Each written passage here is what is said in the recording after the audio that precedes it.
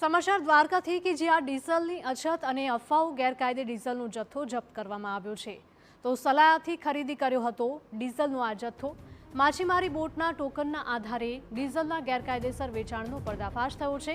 Plastic અને લોખંડના બેરલોમાં ભરાયેલ અંદાજે 1000 લીટર ડીઝલ જપ્ત કરવામાં આવ્યું છે તો ડીઝલ અંગે બિલ કે કોઈ પણ આધાર પુરાવા ન હોવાથી જથ્થો જપ્ત કરાયો છે।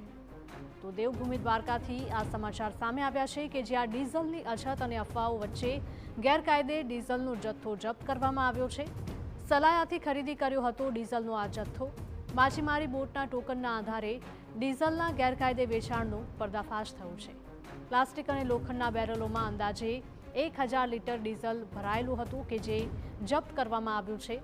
ડીઝલ અંગે કોઈ બિલ કે પછી કોઈ પણ પ્રકારના આધાર પુરાવા નથી મળ્યા અને તેના કારણે જ આ જથ્થો જપ્ત કરાયો છે।